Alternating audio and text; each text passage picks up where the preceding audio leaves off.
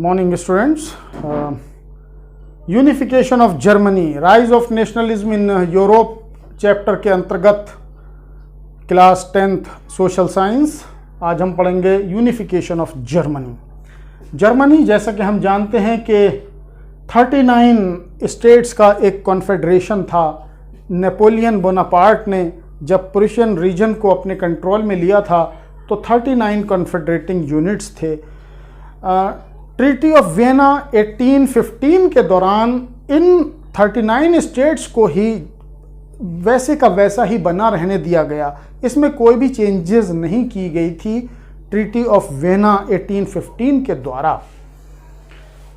लेकिन जर्मनी का ये जो 39 स्टेट कन्फेडरेटिंग यूनिट्स थे, इनमें आपस में काफ़ी डिफरेंसेस थे, काफ़ी प्रॉब्लम, क्योंकि यूनिफाइड नहीं थे इसलिए काफ़ी ज़्यादा प्रॉब्लम्स ट्रेड और कॉमर्स को लेकर के काफ़ी प्रॉब्लम्स का सामना करना पड़ता था। तो वहाँ के जो बिजनेसमैन थे, वर्कर्स थे, पीजेंट्स थे, वो एक यूनिफाइड जर्मनी चाहते थे। इसी के उद्देश्य को पूरा करने के लिए फ्रैंकफर्ट पार्लियामेंट बुलाई गई 1848 में। 1848 में Frankfurt Parliament Saint Paul Church Frankfurt में बुलाई गई। हालांकि इस पार्लियामेंट में जो डोमिनेंट क्लास था वो मिडिल क्लास, बिजनेसमैन और कैपिटलिस्ट ज़्यादा इस पार्लियामेंट में डोमिनेंट थे, और वो जो आर्टिजन्स थे, वर्कर्स थे, पीजेंट्स थे, उनकी डिमांड्स को फुलफिल नहीं कर सके, इसलिए फ्रैंकफर्ट पार्लियामेंट फेल हो गई। दूसरा रीज़न ये था कि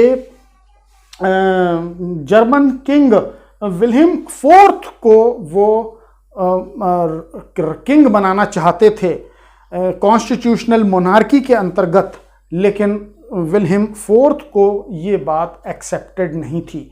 वो चाहते थे कि इलेक्टेड असेंबलीज का गठन ना किया जाए और सारी पावर मोनार्क के हाथ में ही रहे। इसलिए फ्रैंकफर्ट पार्लियामेंट तो असफल हो गई, उतनी सफल नहीं रही, लेकिन इसने एक रास्ता बनाया जर्मन यूनिफिकेशन के लिए। 39 confederating units try to unit Germany by the middle class. तो मिडिल क्लास को इन कन्फेडरेटिंग यूनिट्स के अलग अलग होने से काफ़ी प्रॉब्लम का सामना करना पड़ता था। एक जगह से दूसरी जगह गिल्ड रेस्ट्रिक्शंस थे, टैक्सेस अलग अलग जगह पर पे करने पड़ते थे। तो मिडिल क्लास ने कोशिश करनी शुरू कर दी जर्मन यूनिफिकेशन के लिए, और इससे सबसे ज़्यादा हेल्प मिली Prussian chief minister Otto von Bismarck के द्वारा, जिन्होंने वहाँ की आर्मी और ब्यूरोक्रेसी की नौकरशाही की मदद से वहाँ पर यूनिफिकेशन के प्रोसेस को पूरा करने की कोशिश की। और इस काम के लिए 7 वर्षों के दौरान 3 वॉर्स, 3 युद्ध लड़े गए, जो कि ऑस्ट्रिया, डेनमार्क और फ्रांस के साथ लड़े गए, जिसमें पर्शियन आर्मीज की जीत हुई, और इसने जर्मन यूनिफिकेशन के लिए रास्ता आगे का बनाना शुरू कर दिया। तो 3 वॉर्स 7 इयर्स के दौरान हुई, और ऑटो वॉन बिस्मार्क का रोल इस जर्मन यूनिफिकेशन में सबसे ज़्यादा इम्पॉर्टेंट है। जर्मनी के यूनिफिकेशन के बाद जो 1871 में जर्मन यूनिफिकेशन का काम पूरा हो गया था, वहाँ के जो पर्शियन किंग थे कैसर विल्हेम